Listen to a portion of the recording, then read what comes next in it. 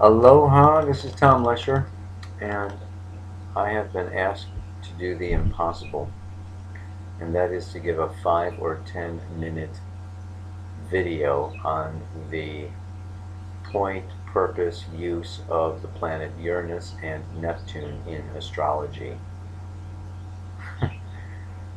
I could give a weekend workshop on Neptune and a weekend workshop on Uranus. So I want you to know that this little video that I'm doing is skating over the very, very surface of a deep, deep, deep reservoir of information, knowledge, and insight. Yeah? So, but so that being said, it's kind of a disqualifier. There's like no way I'm covering this huge topic, huge subject, okay, in like 5 or 10 minutes. But I'm going to give it a shot. I'm going to talk as fast as I can because you can listen to this over and over and over again. I may go over the 5 or 10 minutes. I don't really care. You know, it might go 15 or 20. Hope it's not too long. So, in one way, shape, or form, it's just going to be about, let's look at Uranus. Interesting that this fellow asked about Uranus and Neptune, because Uranus is the individual personal unconscious and Neptune is the collective unconscious. Pluto is the soul, which has to do with the individual, just not conscious, and has more of an emotional nature. In shamanic astrology, we look at the upper world, which is the upper chakras. The celestial world is ruled by Uranus and Neptune. The middle world is Jupiter and Saturn. The lower world is Pluto and Chiron. The upper world in shamanic astrology, in shamanism, the upper world is the celestial world. It is the light. The underworld is the dark. In both the upper world and the lower world, there is no time and no space. We move out of this third dimensional reality of this Jupiter Saturn, the middle world. That's our ego. That's what we live in, when we wake up in the morning, and our daily consciousness is this Jupiter Saturn. So Uranus and Neptune deal with inspiration, intuition, that which is above the light, awakening, liberation, and that which is beyond our conscious grasp, multi-dimensional, no time, no space. So let's look at Uranus. Uranus, as the individual unconscious, holds within it three things. Number one, everything that the soul has ever done, said, been, or anything. It's like the Akashic record. It's the ultimate memory bank of everything you have ever done in all of your past lives. And then, secondly, it holds together all of your potential. Every potential that you possibly have. And thirdly, it holds the future. Any potential future that your soul has for an intention in this lifetime, this is in your personal unconscious. This is Uranus. So in the natal birth chart, Uranus is this personal unconscious that seeks, Carl Jung called it the process of individuation. It is your unique character, your unique expression. Your individual personal unconscious is your genius. And it will work to liberate you. Freedom from the known. Uranus is the rebel, the revolutionary. I associate it with Prometheus. The mythology of Prometheus is the light bearer that stole fire from the gods and Zeus and brought it down to illuminate humanity. So by house, sign, and aspect in your natal chart, Uranus indicates your highest vibration, your potential individual unique genius self, and where you need to liberate, where you need to break free from the past, from the old, and from the conditioned. It is also the planet of trauma, the planet of unexpected situations, conditions, and people that tear you out of the known, that surprise you. Yeah? Aha! good or bad, right or wrong. It's surprise. If you are cooperating with Uranus, with your personal unconscious intention, and you are liberating yourself, you get the more, aha, I just discovered penicillin. I'm going to heal all, all infections. That's a good Uranus, aha. The scientist, okay, the futuristic, the Da Vinci, the Carl's Verne, or Jules Verne, the science fiction. It has to do with the future. Uranus is the future, yeah. Aquarius in the 11th house is the other aspects of this archetype of Prometheus.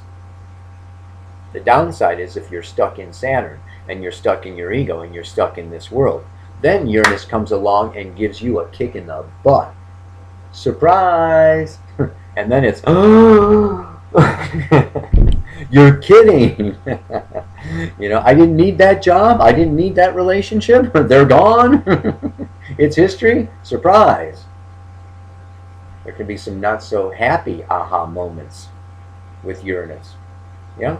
So Uranus is associated with the third eye, the sixth chakra. It is the vision, the awakening, the finding of a purpose for the future intention, and has to do with the highest consciousness that can be achieved while in a human form. Boom. Now, transits of Uranus goes around every 85 years, and it's going to come around. It's going to spend about 7 years in a house within your chart. It's going to spend 7 years within a sign. It's going to, when it comes back and forth with a retrograde process over a planet, it's a good 12 to 18 months that you have an influence of Uranus coming over a planetary point in your chart. And when it comes around, it liberates, it awakens, it shocks.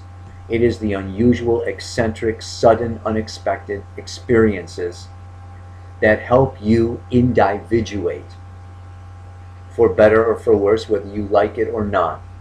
It brings you into an awareness of how different, how weird, how unusual, how eccentric, how crazy you really are. Yeah? Neptune.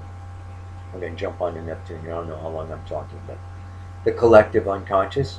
The other parts of that archetype are Pisces and the 12th house. So, Neptune, Neptune is pretty complicated. It's pretty complicated here. Jeez. I don't know how I get into these things. Neptune, Pisces in the 12th house. The Alpha and the Omega, the beginning and the end. We are just coming out of the age of Pisces. Neptune is very powerful now. It takes 165 years to go around. It has just returned to its natal sign of Pisces, and it's going to be there for the next 14 years until 2024, so it's very powerful. So let's look at it. It is the unbounded, unlimited, infinite spiritual potential. It is the collective unconscious. It's love. It's the universe. No boundaries, no walls, no limits. I am you, you are me, we are all together. It's the dream. It's the heart. You gotta love it, man. As such, the Alpha and the Omega, the beginning and the end, Aries comes out of Pisces and Neptune. Okay? And you go all the way around the cycle, and Aries dumps into, Pisces and Neptune rule the 12th house. It's the last house. It's the last sign. So everything dumps into it, ends with it. It has to do with endings, completions. It's over and done with. Surrender. Surrender yourself, your ego, your separate self. So it has to do with egolessness. It rules the crown chakra. Uranus is the 6th chakra, the 3rd eye. Neptune is the crown chakra that opens us up and connects us to the infinite potential. Spirit, Gaia. I see it as kind of feminine. It's not, Uranus is more mental, intellectual, okay, genius. Neptune is more heart and crown. It's more of a feeling. It's a water sign. I don't even think it's water. I think it's ether. Yeah. So, it's beyond. Intangible. High vibration. So it rules over artists, musicians, dancers, anyone who is working to bring the unspoken into, the inaudible, make it audio. The invisible, make it visible. It's color, it's art, it's drama, it's dance. It's give life, give expression to that which is beyond, that which is immortal, that which is eternal. That's why it is love, associated with love.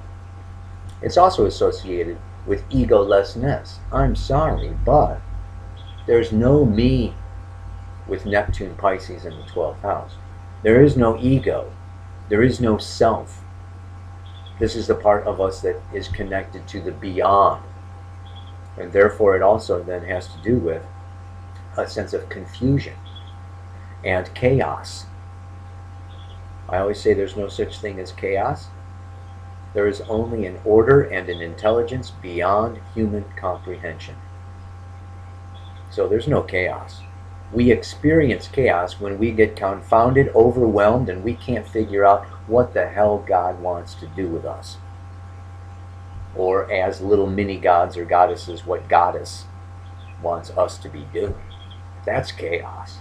Okay, so we can get into chaos, but there is order within that chaos that's unconscious, that's deeper, that we don't see, know, or can't grasp with our logical, rational, third-dimensional, egoic minds. Neptune drives you out of your mind. The 12th house has to do with mental institutions and hospitals, things, ashrams, mountaintops, caves, things that take us out, take us away from this mundane, earthly, daily reality. There's nothing real, in quotes, about Neptune. It's the dream. It's where we are asleep. As such, in the natal chart, it also rules where you are a dreamer, where you are asleep, where you are naive, where you are innocent, where you have no boundaries, no rules, no laws, and therefore what? You can get disillusioned. You can be hurt where Neptune is. When disillusionment is the hardest human experience, that what I thought was true is not true. It melts your reality. Very difficult experience. Enough to make you completely shut down in that area where Neptune is and go away and hide, or try to numb yourself out with drugs, alcohol, and other addictions, and escape, avoid, deny. That house, sign, and aspect where Neptune lies is not only your connection to your infinite potential, but it is also your desire to get the hell out of here. So you gotta work with it. You need to wake up where Neptune is. And here's where it comes into. You naively and innocently go out with no boundaries and no limits and no issues, and then you get burned. House, sign, and aspect, and then you close off and you shut off, and it rules paranoia, psychosis, and neurosis. Oh, I'm never going out again. I'm never going to talk to those types of people. I'm never going to go to that kind of a place. I'm never going to... Fear. Fear is the result of disillusionment. So Neptune is the place where you go out innocently, you get burned, and then you retreat and you become narcissistic, self-centered. I'm going to survive. I'm going to be paranoid, and I'm going to be very careful. I'm never going to get hurt again because that hurt too much. And as you mature, as you grow in your spiritual nature and in your conscious self-awareness, you have to defy that fear. You have to say, I'm no longer innocent, I am no longer naive, but I need to know about Neptune. I need to know about the house, sign, and aspects where Neptune lies in my chart, because that is also where I am connected to the collective unconscious. That has to do with my healing processes, and that has to do also with fame and fortune. Neptune can also reflect the point in your chart where you can become famous, and famous for that house, sign, and aspect, because you become an icon, you become a symbol of that for everyone, and everyone can relate to you. This is also true of the 12th house and of where Pisces falls in your chart. So you want to look at these three different aspects. Whenever you look at a planet like Uranus or Neptune, you have to look not only at the planet itself, but at the house that it rules, and then wherever that sign rules a house in your chart, or you have planets in that sign. You have to look at that also. So, that's enough for now, and it's only a start, yeah? It's like the kickoff. I wish you well in your astrological studies, and aloha, namaste. So much love. Tom Lesher, I am at newparadigmastrology.com. I'm on YouTube with a weekly Pele report. And if you want to know lots more about this stuff, I just taught a webinar that is recorded, and I'm transcribing it into an ebook. If you'd like to know more information, you can contact me through my website. Thank you very much. Have a wonderful, wonderful life.